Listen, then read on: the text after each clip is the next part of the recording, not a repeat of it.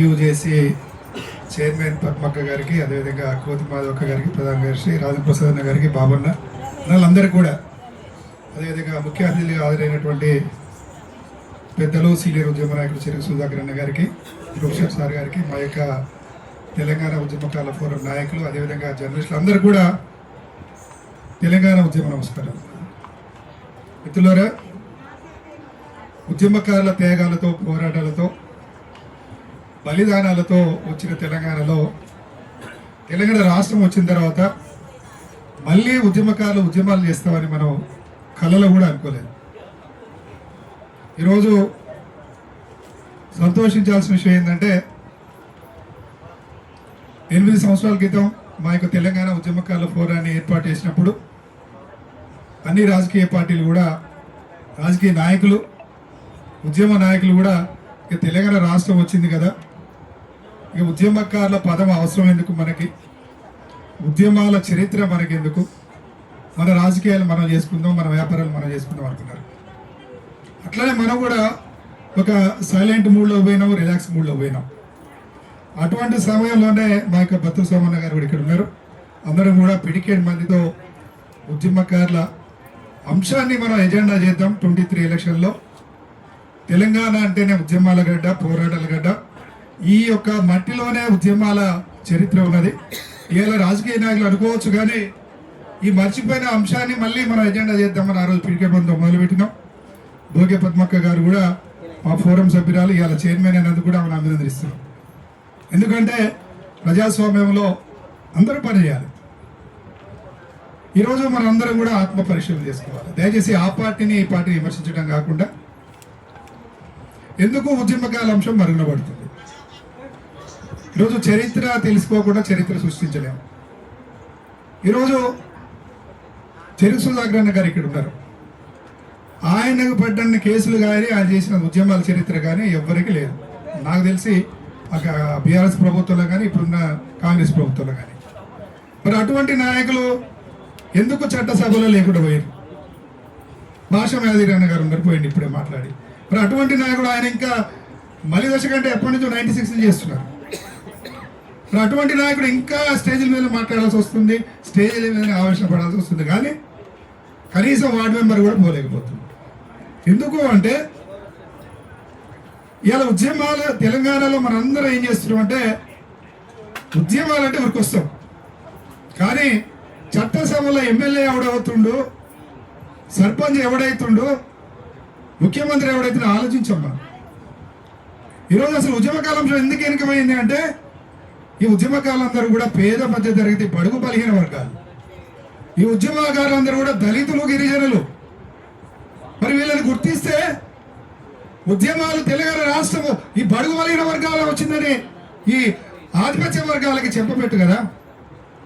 ఉద్యమ నాయకుడు అంటే నేనే ఉండాలని కేసీఆర్ అనుకున్నాడు. ఉద్యమ నాయకుడు అంటే నేనే ఉండాలని ఆధిపత్య వర్గాలు అంటారు. అసలు వాళ్ళ త్యాగాలు ఏమున్నాయి? తొలి దశ ఉద్యమంలో 369 మంది చనిపోయారు. వాళ్ళ దాంట్లో ఎంతమంది ఉన్నారు?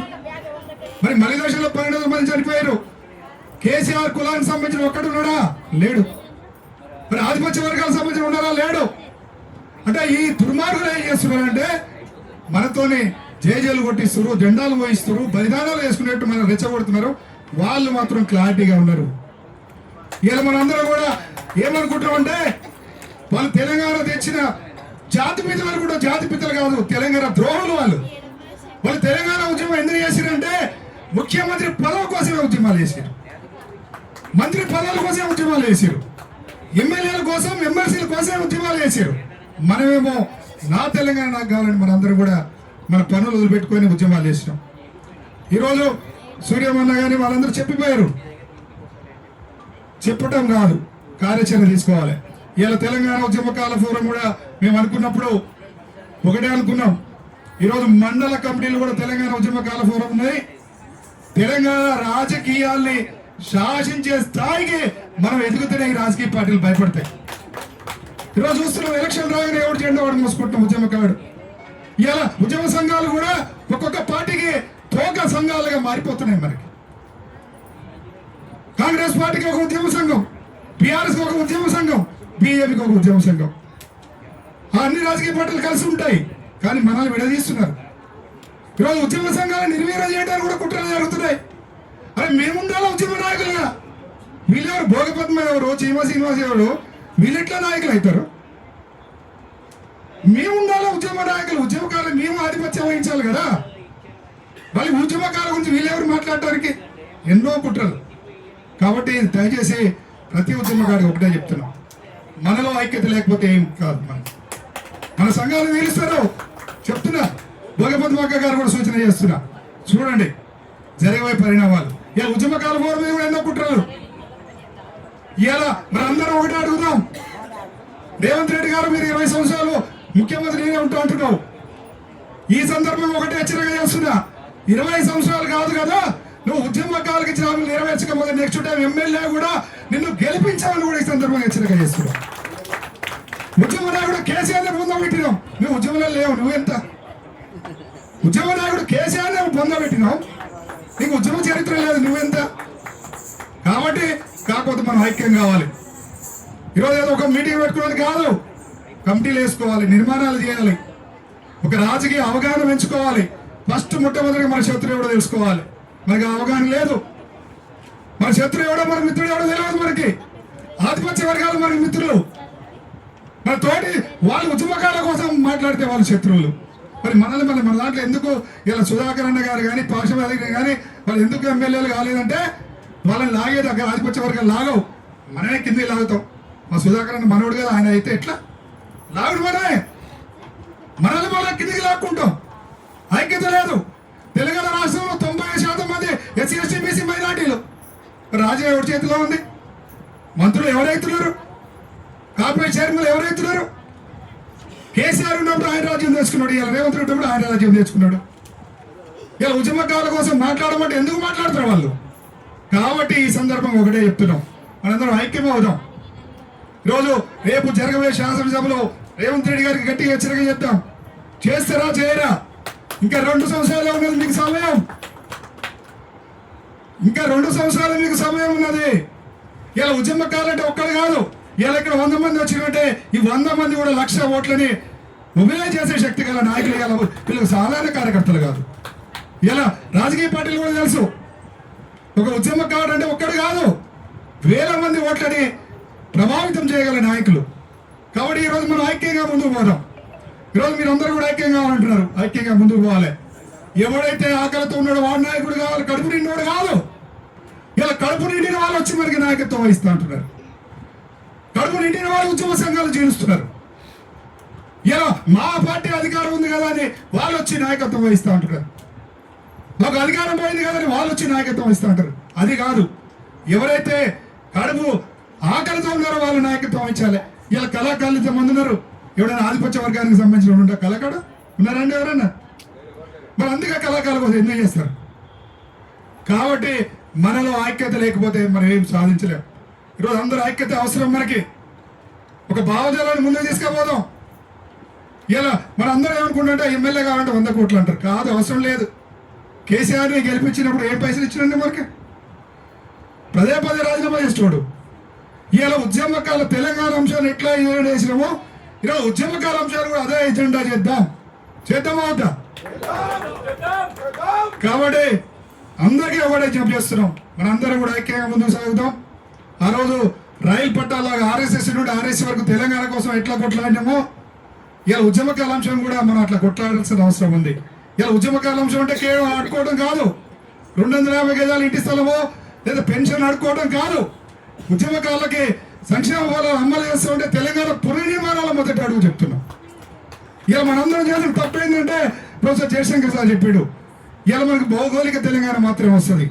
రేపు మీరంతా కూడా సామాజిక తెలంగాణ కోసం, తెలంగాణ పునర్నిర్మాణం కోసం పనిచేయాల్సిన అవసరం ఉందన్నది. మరి ఎక్కడ మన తెలంగాణ వచ్చింది అయిపోయింది అనుకున్నాం మనం. ఈరోజు సీమాంధ్ర కార్పొరేట్ వర్గాల ఆధిపత్యం ఏ రంగంలో తగ్గిందా? లేదు. మార్వాడి ఆధిపత్యం పెరిగింది. మరి ఎందుకోసం కొట్లాడినాం? తెలంగాణ కోసం. ఇలా సామాజిక న్యాయం వచ్చిందా? లేదు. ఇలా బీసీలు 50% ఉన్నారు. శాసనసభలు ఎంతమంది ఉన్నారు? మంత్రులు ఎంతమంది ఉన్నారు? కేసీఆర్ ప్రభుత్వం ఎంతమంది ఉన్నారు? ఇలా కాంగ్రెస్ పార్టీలు ఎంతమంది ఉన్నారు? ఇలా దళితులు ఉన్నారు. ఎస్సీ ఎస్టీలు కాబట్టి 30% పైన ఉన్నారు. ఎంతమంది ఉన్నారు? కేసీఆర్ ప్రభుత్వం అయితే ఒక సామాజిక వర్గానికి అయితే మంత్రి పదవిని ఇవ్వలేదు 10 సంవత్సరాలు. కాబట్టి ఈ రోజు మనందరం కూడా సామాజిక తెలంగాణ కోసం కొట్లాడాల్సిన అవసరం ఉంది. ఈరోజు కేవలం మనకి 250 గజాలు ఇంటి స్థలం రాగానే మళ్ళీ మన దుకాణాలు బంద్ చేసుకోవడం కోసం కాదు. ఇలా తెలంగాణ ఉద్యమకాల ఫోరం ఒకటే పిలుపునిస్తుంది, 2029 ఎన్నికలలో ఉద్యమకారుడే శాసనసభలకు పోవాలి, ఎమ్మెల్యే కావాలి, ఉద్యమకారుడే సర్పంచ్ కావాలి, ఉద్యమకారుడే ఎంపీపీ కావాలి, ఎంపీడీసీ కావాలి, జడ్పీటీసీ కావాలి. ఆ లక్ష్యం కోసం మనం అందరం ఉద్యమం చేద్దాం. కాబట్టి అందరూ కూడా ఐక్యంగా ముందుకు సాగాలని కోరుకుంటూ టీజేసీ సభ్యులందరూ కూడా మరొకసారి అభినందనలు తెలియజేసుకుంటూ ఉద్యమకారుల ఐక్యత అమలు చేయాలి. ఉద్యమకారులకు ఇచ్చిన హామీలు వెంటనే. సీనన్న చాలా చక్కటి సందేశాన్ని ఇచ్చిండు. నిజంగా భవిష్యత్ కార్యాచరణ ఇట్లుండాలని ఇది కూడా చాలా స్పష్టంగా వివరించిండు. సీనన్న చాలా ధన్యవాదాలు. దయచేసి ఎక్కడున్న వాళ్ళు అక్కడనే కూర్చోండి. సీనన్న ఏం బోడు ఈయనే కూర్చుంటాడు. చెరుకు సుధాకర్ అన్న ఇంకా మిగతా మిత్రులు కూడా మాట్లాడేది ఉంది. సోమన్న కూడా ఉన్నాడు. సోమన్న జర దయచేసి క్షమించాలి. ఇప్పుడు మరి ప్రొఫెసర్ కూరపాటి వెంకటనారాయణ చైర్మన్ తెలంగాణ ఉద్యమకారుల వేదిక, ఆయన మరి నిజంగా చాలా దూరం వెళ్ళాల్సినటువంటి పరిస్థితి కాబట్టి మరి సార్తోని ముందుగా మాట్లాడిద్దాం. సోమన్న క్షమించాలి, దయచేసి కొంచెం అర్థం చేసుకోండి. వెంటనే మరి మిమ్మల్ని కూడా మిగతా తర్వాత గుండా యాదగిరి అన్న కూడా ఉన్నాడు, మరి ఆయనతో కూడా మాట్లాడియాలి. గోధుమల కుమారస్వామి అన్న క్షమించాలి, మీరు కూడా మాట్లాడాలి. సార్